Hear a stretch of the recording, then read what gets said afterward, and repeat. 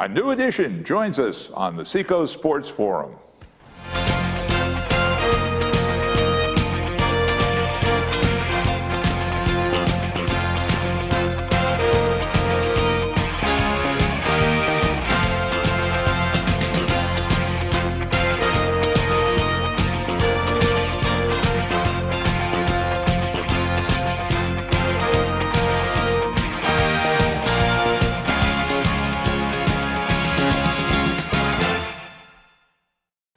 Sherm Chester in studio along with Sam Bruno and a new guest host. Welcome aboard to Coach Rich Kane. Thank you. Thanks for having me. This is great to have you on board. I mean, Appreciate it. You've been sitting next to Coach Bill Taylor for many moons doing the broadcast of the Exeter Blue Hawks and doing a great job, mind you. Troy Aikman and Tony Romo are really worried. They are. But I was going to say that you guys are a well-oiled machine as a team, and we did invite the coach. I wasn't able to get in touch with him, so all the burden is on your shoulders today, Rich. You got to come. You got to come with your A game. So okay. We had a busy week in sports, and the Blue Hawks were playing. We want to call it an exhibition game or an off-schedule game, or what was the official words for this game they played against the team from Vermont? I don't know if it's an out-of-conference game or whatever. I don't think it was an exhibition game, but certainly out of conference. And most teams did play somebody different last week in our division.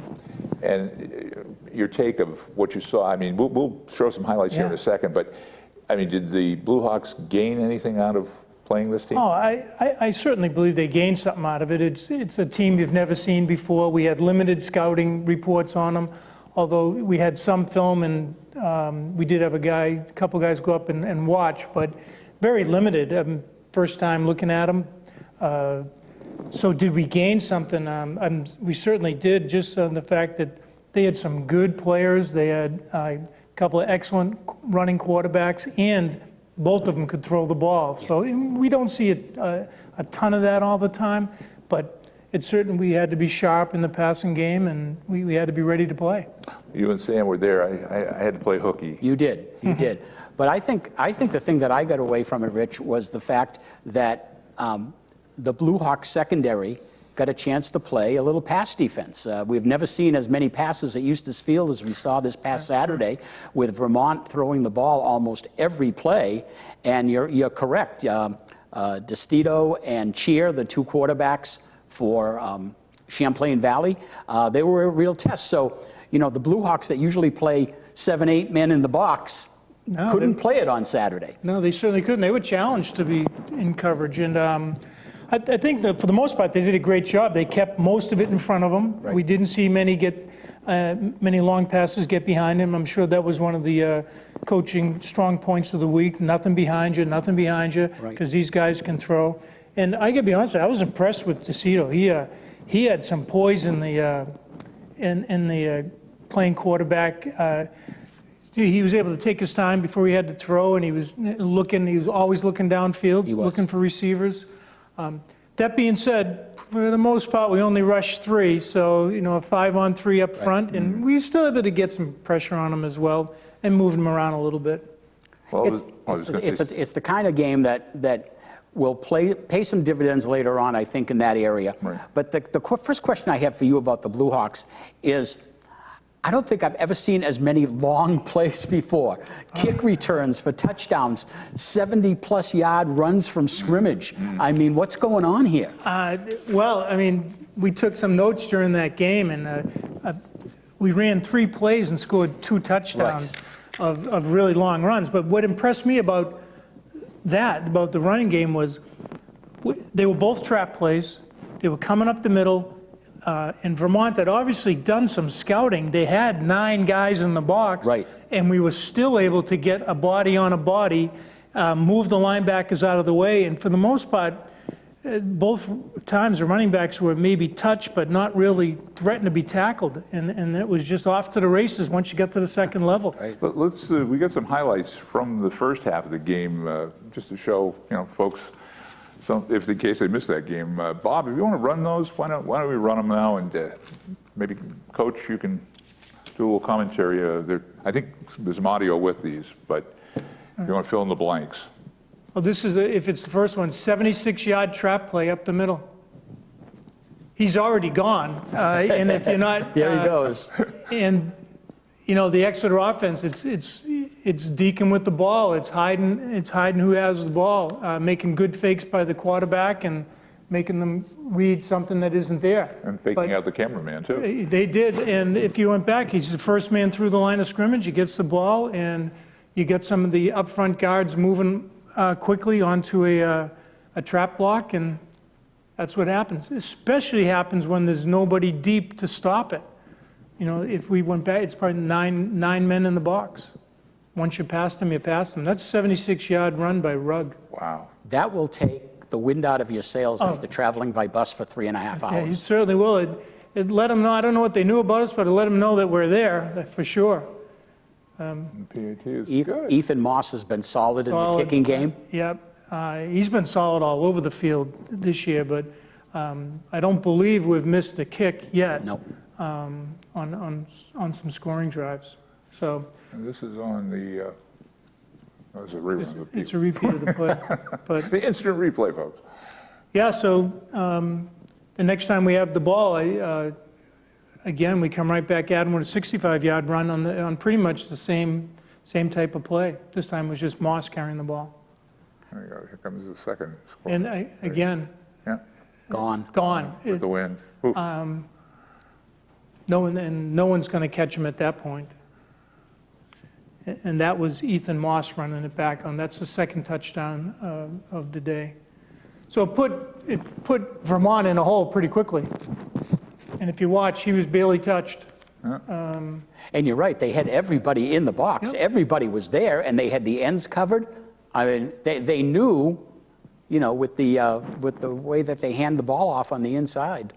Yeah, that's just them scouting us. I mean, and as you know, we don't try to hide anything. I mean, we run it until you're able to stop it. And this was another big gainer. Moss, And then, again.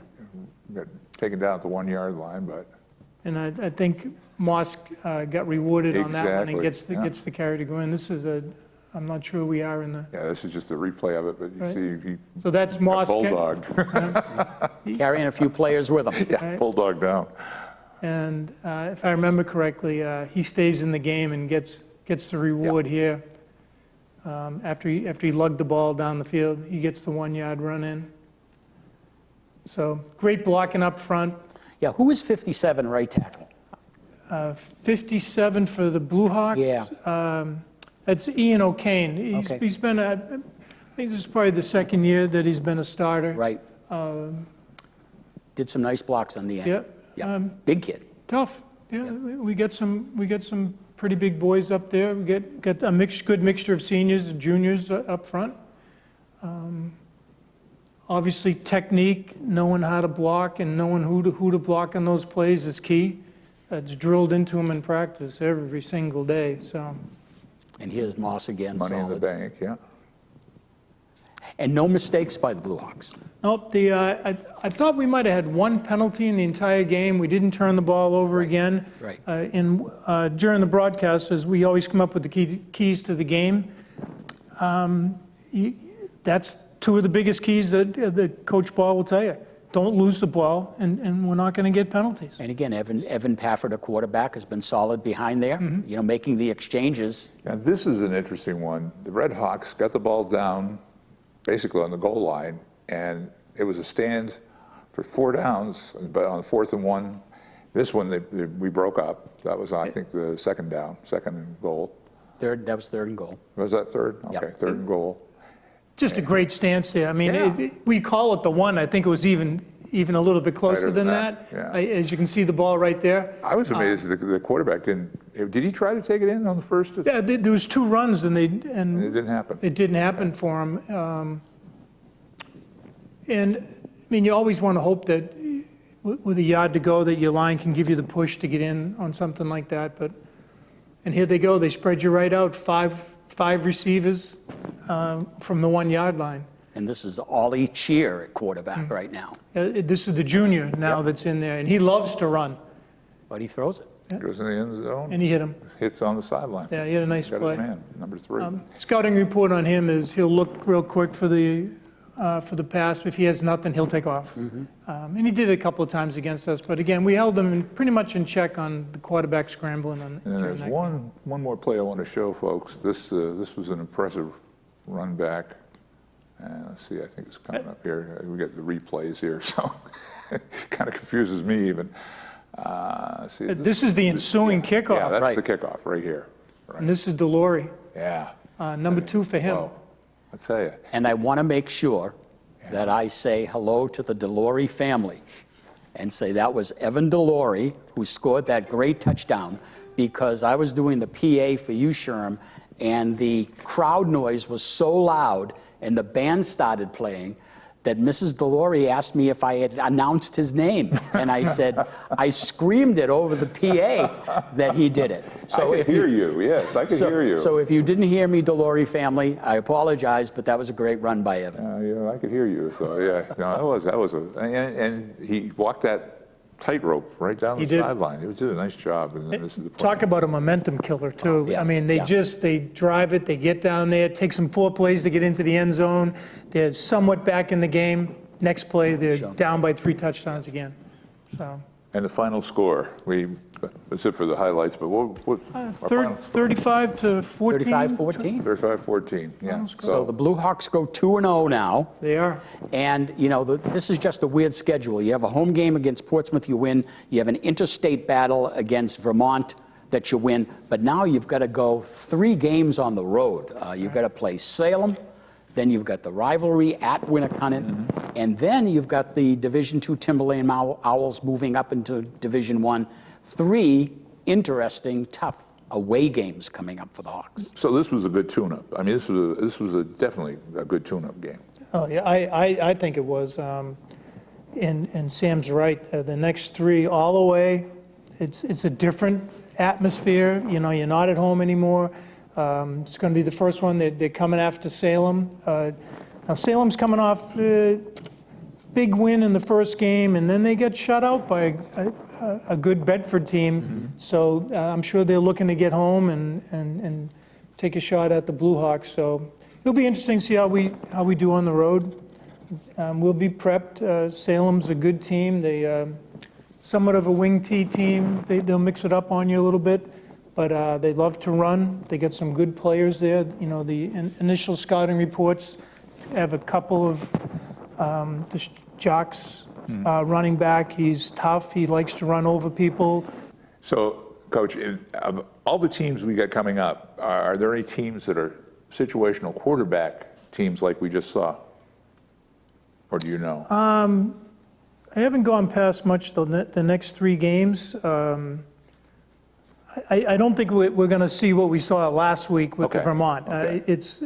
We're going to see some passes, obviously, and Salem will throw the ball. They will. They're capable of doing it, but nothing like we've seen now and with the Vermont game. So Timberlane, tough. Yeah. They're a tough program. They always have been. They're coming off a Division II state champ last year. I'm sure they're excited to be back in D1, and they're going to be home against the Hawks there too. And years ago, as you remember, we played them all the time. It was always a tough game. It was. So I think the next 3 are important for the Hawks it's part of their schedule. I mean, obviously, the Winnicott game, big no matter what. Rivalry, yeah. You have to raise a little bit of an eyebrow about Winnicott being 0-2 right off the bat like that. I mean, that Ryan Francor and his club are always there, you know.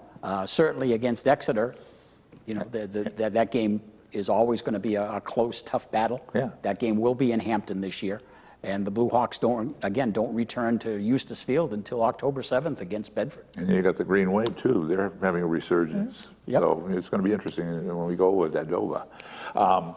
Question I asked Coach Taylor last show, Rich, is you're a coach, so and you've got the kids that are coming up.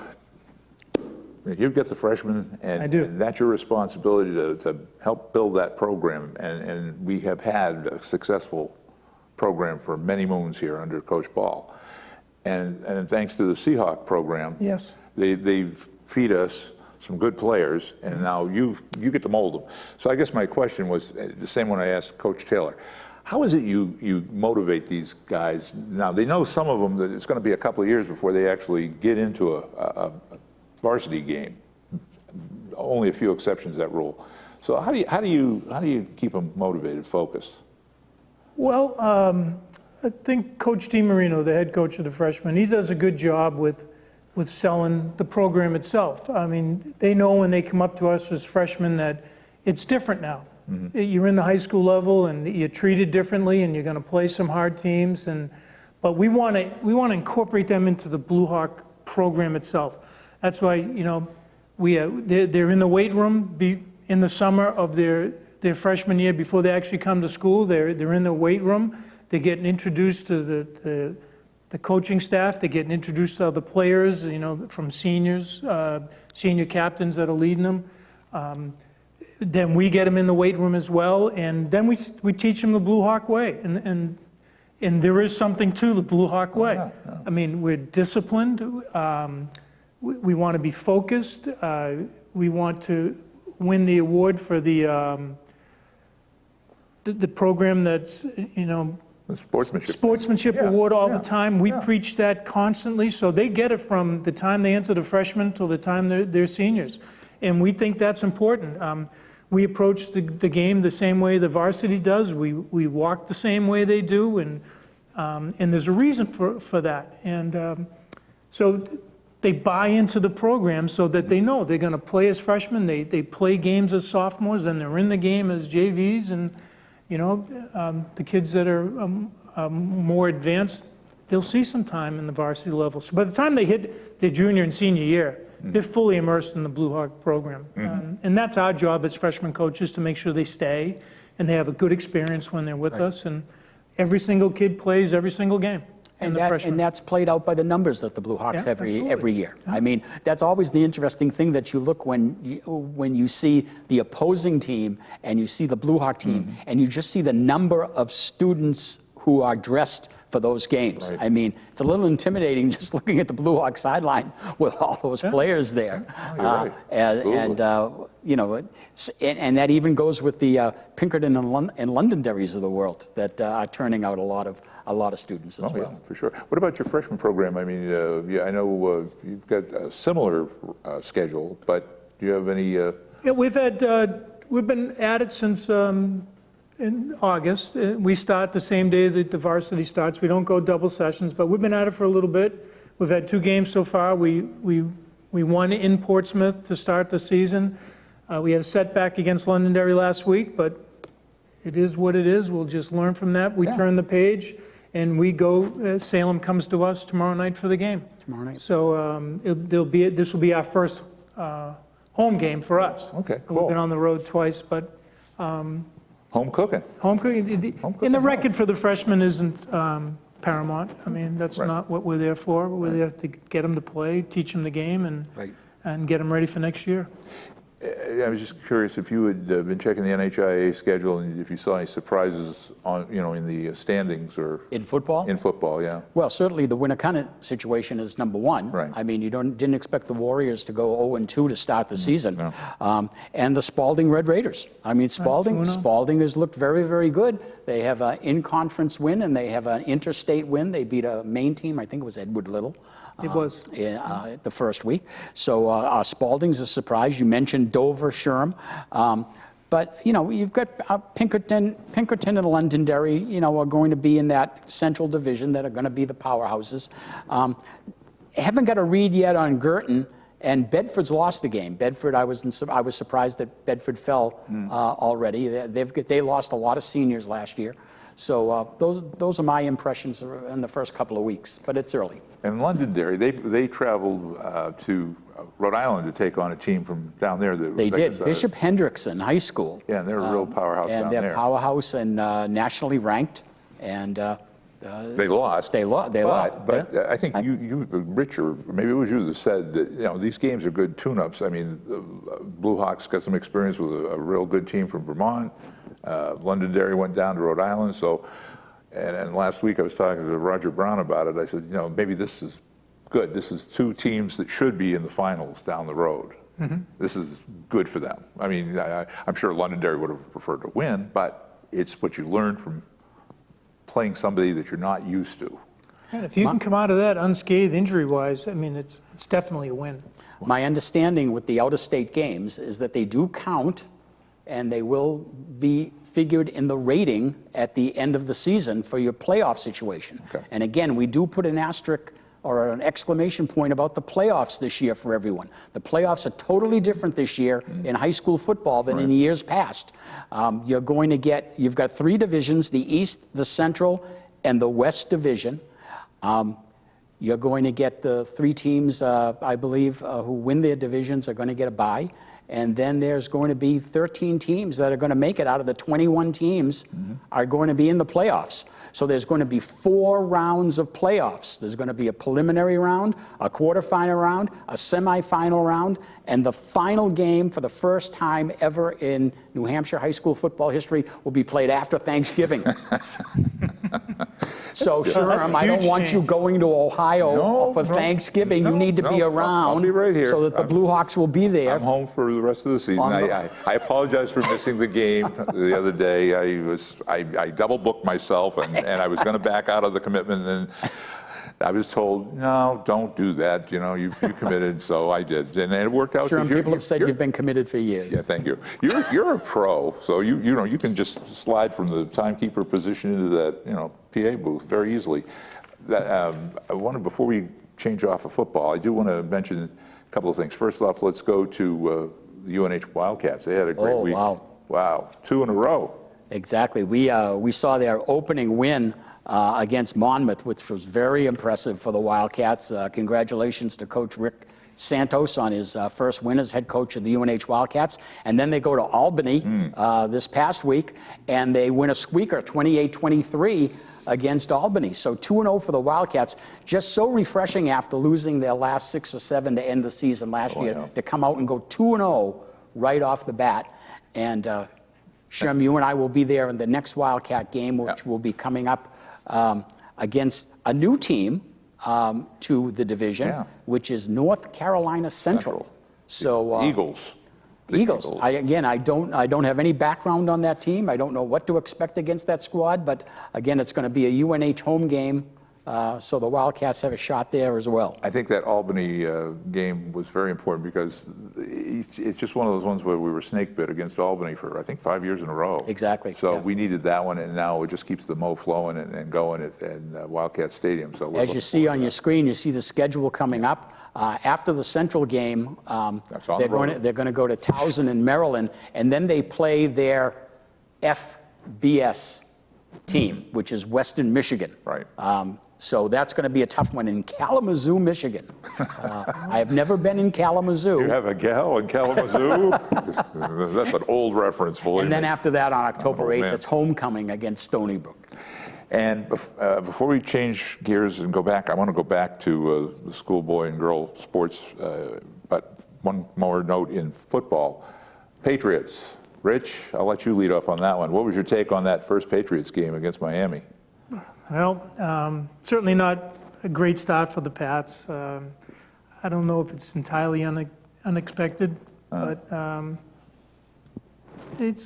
we're used to winning, and it's kind of hard to watch that. But if that's what the growing pains are, that's what they are. But that situation with the offensive coordinator and offensive line, and I don't know, there's something there that just ain't working, you know. And Mac Jones, they dumbed it down supposedly so it would be easier for the offensive team to go out there and have a play. They don't look like they're on the same page at all. He can't continue to take the hits that he's taken and expect to be standing up straight after a little bit. Yeah, he took a couple of real good shots in that game, and again, I was disappointed. Well, they lost, but also Hunter Long didn't see much, if any, time. I saw him at the end of the game on the field, but I think that was just in scrub time. I hope they give him a shot. I really do. Well, I think they did have an injury to a tight end during that game, so I was hoping. maybe that will. I wasn't hoping. Don't get me wrong. I was just You're hoping to that was see his him opening. after that. Right. I just wanted to see him get in the game, but what have they got to lose? I kept hearing about this new coach of theirs. How a different type of coach he is, and a positive type of guy, and so I thought, hey, maybe he will get a shot. So. It's only second year. One of the things I noticed during the opening game of the NFL weekend was the fact that the teams that played their starters during preseason did very well. And the teams who did not play their starters at all during preseason were a little out of whack. Yep. So I think this was a fourth preseason game for the Patriots. Yeah, and you know, I think their next performance will be better. So. And I'll ask you too, who do you think, well, first off, I have a question for Rich about Hunter Long. You had the chance to coach him. Very coachable kid, right? Oh, yeah. I mean, so, you know, that's what I'm saying. I can't see why this new guy that's in charge of the Dolphins doesn't say, hey, new team, you know, let's start clean. Yeah, I mean, well, it's certainly different from a freshman football player to where he is right now, but I'm sure he's had coaches all along that see him. He's obviously a talented young man, and the talent will eventually win through. And if the Dolphins aren't smart enough to use him, I hope he gets to go with a team that would, because there's plenty out there to use a good tight end, including the Patriots. I mean, we got Hunter Henry, but I think we could use another. The other question I wanted to ask you two gentlemen about the NFL before we change back to schoolboy and schoolgirl stuff. Picks for the end of the season right now, from what you saw in week 1. I mean, will you stick with what you were? Well, it's hard to not see Buffalo as the front runner, at least in the East. I mean, they were methodical in their opener, and they still made some mistakes, but they looked really good defensively. They looked great against the Super Bowl champs. So, if you're looking in the East, I'm looking there with the Buffalo Bills. And what about the NFC though? Huh. Tampa Bay? Is Brady coming again? Well, I mean, I watched Tampa Bay play. They couldn't score a touchdown. I mean, he still goes down and drives them in there and that man can still throw the football. Oh boy, did he zing it! He can still throw. But I mean, they're going to be in the mix just because of who's quarterbacking them. True. So. Again, first week of the season, special teams were brutal all over the league. I mean, they were missing kicks. They were fumbling the ball. I mean, again, that fourth preseason game, maybe they need 4 preseason games to get things together. But I totally agree with Rich. Buffalo looked awesome. I don't think anybody could touch them. As long as they stay healthy. Again, that's always the key. And in the NFC, Dallas's quarterback goes down now for a while. Green Bay doesn't look great. So, I was very impressed by Seattle the other night and Geno Smith, the way that he played in that nationally televised ball game. So, I don't expect anybody to run away with anything in the NFC this year. I think you're right. Yeah, and it even goes into the high school ranks and college ranks. It's all, if somebody gets injured, that can throw you off, and we saw that at UNH. And weather can always play a factor in either, or any football other than the stadium, the in-house stadiums. And anyway, the only other thing I was going to mention was Seattle. You brought them up. They got the ugliest. Well, they look like they're security. They look like they should be, rounding the stadium in security with those fluorescent green. I mean, come on. They're pretty bright on Monday Night Football. They're trying to sell Nike stuff. Oh, I mean, that's it. Well, Russell Wilson, had his shot the other night. Then they took him out to try that. What was it? 64-yard. Yeah, 64-yard field goal. I'm sorry, but I was so confused this week. I couldn't handle it. Sunday night, I got Tirico and Collinsworth, and then Monday night I've got Buck and Aikman on ABC. That's weird, yeah. And I don't know who's going where these days. So who's on Fox now? Kevin Burkhardt, and they've got a picture of Brady waiting. Yeah, waiting. The man in waiting. Hey, Rich Kane, there's your chance. I'm ready. Sit in until next to him. TB12 is ready, No. Well, now let's check the other sports. You've got the NHIA standings for the different sports, and I got a couple of just notes that I've given. Yeah, sure. I have a chance to see a lot of these games now because I get a chance to do the clock for most of these games, so I get a chance to see the teams. I'm going to start off with Deb Grott's field hockey team for the Blue Hawks. They are just so impressive. They play as a team. They're relentless on offense. They've got a great goalie, and they had a game against Wyndham the other day that was a repeat of the championship game last year, and just like that, they tied. So again, stay tuned because that game might happen again at some point. But the Blue Hawk field hockey team at 5 0-1, are rolling like crazy right now. Over on the soccer side with Dan Curran, they're off to a great start. They are at 4-1 right now. They had a game against Central the other night. Central, always a tough team. They came in with only 1 loss, and the Blue Hawks shut them out 1-0. So that was a solid effort by the Blue Hawk defense. Central never got near the goal, and they just did a great job. And so though the boys soccer team is rolling, never a dull moment with the girls soccer team. I mean, they just, Megan Young just, they just come every single year, and they just turn out all-state players and great players all the time, and undefeated as expected. How would you like to be at that house at Thanksgiving? For those that don't know, Meg and Dan are brother and sister. Right. And no, they don't talk about soccer. No, I'm sure they don't. And the golf team off to a good start. Yeah, I want to mention something there. There's an article in Seacoast Online about the team. Coach Bailey and Connor Allard and the guys having a great start to the season, and we'll have to do a road trip. Bob, our producer, it's time for a road trip up to Exeter Country Club, and meet some of the players on the team. This is a stacked team from what Coach Bailey said. And Sherm, the unified soccer team had their first game under head coach Catherine Nichols. They were winners over Dover the other day. So we'll keep you up to date on their exploits during the season. Excellent. And I did want to mention something that our producer, Bob, who is definitely a cross-country guy, he let me know that the Exeter High School boys cross-country had 4 runners in the top 15. They earned the win, and that was last Saturday at the 18-team Bobcat Invitational. It was named after Bob. Did you know that? And actually, Will Hoffmeister, who came in 7th overall, he had a time of 17 minutes, 15 seconds. So congratulations to the Exeter cross-country team. 2-minute drill time, gentlemen. Rich, I'm going to give you a second to get your thoughts together. I'm going to let Sam go first. Well, people who are regulars watching or listening to the show know that I lament about baseball all season long. And we've only got two weeks left to go in the season, and then they can put me out of my misery for another 4 or 5 months until baseball season comes around again. The poor Red Sox continue to struggle. What's going to happen to Xander Bogaerts? We don't know. Is he on his way out of town? We'll just have to wait and see what happens with poor Xander. But again, with 2 weeks to go, I'm going to give my fearless predictions right now as to what's going to be happening. We all know that the Yankees and Houston are going to win their divisions. And in the Central, we've got a race, Cleveland and the Chicago White Sox. Now, the Chicago White Sox have been stumbling over themselves all season long, but now that Tony La Russa is out of the dugout, Tony, I hope you're better. I hope you feel better.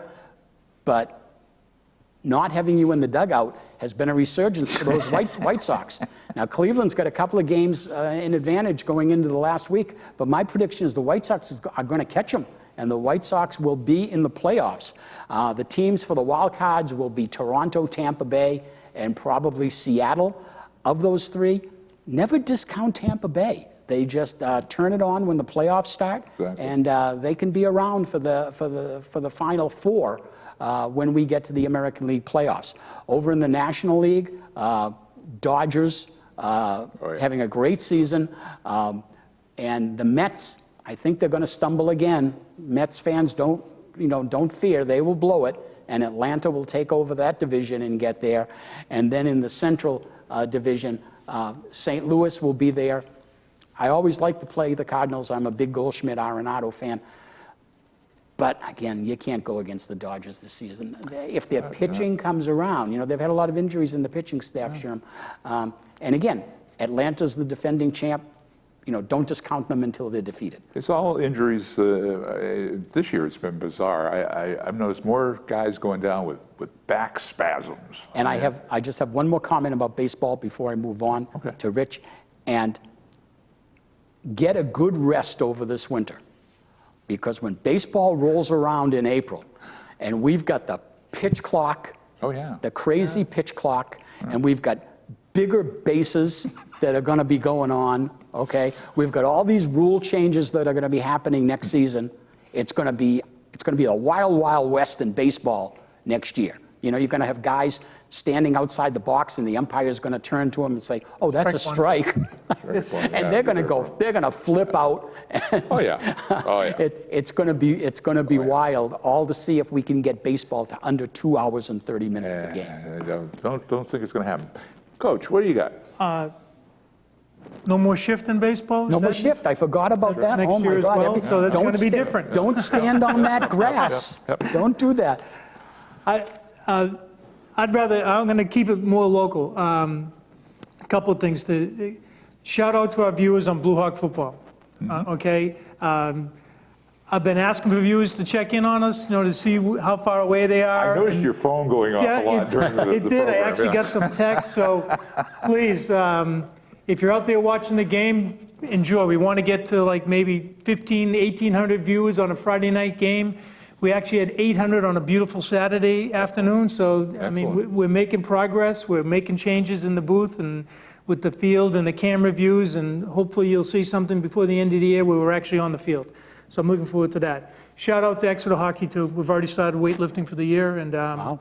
as soon as I leave here, I'm going up to the weight room with the Exeter High School hockey team. They've been at it since June, so awesome work.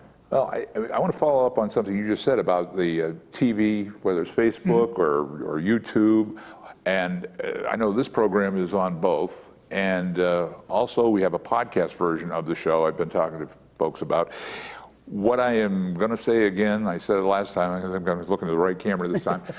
If you parents are at a game on the road and you've got your camera on your phone, take some video, send it our way. Send it to Seacoast Sports Forum at yahoo.com, and then Bob can put up a chyron of where else you can send it. There you go. Beautiful. Yeah, send it to that Facebook page too. We love to get, this is a visual program. We need all the visual elements like you saw at the beginning of it. The podcast, a little different, but it is, we enjoy having any footage of games. Doesn't matter, we're not just talking just football, any of the sports that our teams participate in, and Seacoast-wide as well. The other thing I wanted to mention, the podcast. If you go on our podcast, make sure you like it, and that's another thing, Rich, you got to tell people to like it and subscribe. That's important. That gets you more people, and they pass on to each other, and they whatever, however Facebook works. The only other last thing I wanted to mention, I think there's a job opening, and I don't know if any of you guys are interested in it. Rich is too busy. Sam, this could be something you're not qualified. You're from Portsmouth. The other day I'm at the doctor for just a checkup, and this woman is checking out, and she's very talkative, and she's telling the ladies at the desk, "Do you play pickleball?" And they said, "No, what, pickleball?" And she starts going on a spiel about pickleball. So anyway, she says, "I'm the Stratum Pickleball Ambassador." And she starts handing out cards to everybody. I'm not going to read her name, but this is the card she gave me. I said, "Sure, I'll take a card." So Stratum has a pickleball ambassador. Exeter needs a pickleball ambassador. I don't know.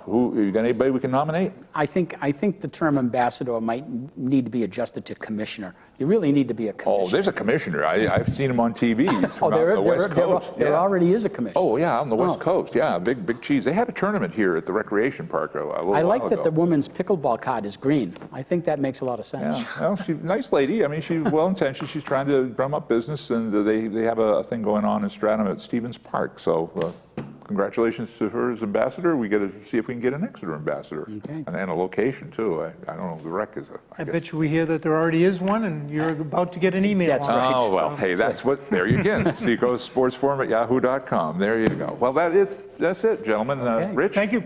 Yeah. Coach Kane, you did a great job. You're welcome back anytime. We'll get your partner on in the booth with us next time, I hope. Awesome. And we can rehash the games and other things that are going on in Blue Hawk Nation and elsewhere. Sam Bruno, behave yourself. You're a busy man, and we'll be doing a lot of work between the Blue Hawks and the Wildcats in the next few weeks. So on behalf of Rich Kane and Sam Bruno, I'm Sherm Chester, inviting you to join us for the next edition of the Seacoast Sports Forum. You can listen to the Seacoast Sports Forum on your favorite podcast platform. And don't forget to watch the episodes of the Seacoast Sports Forum on our Seacoast Sports Forum YouTube page.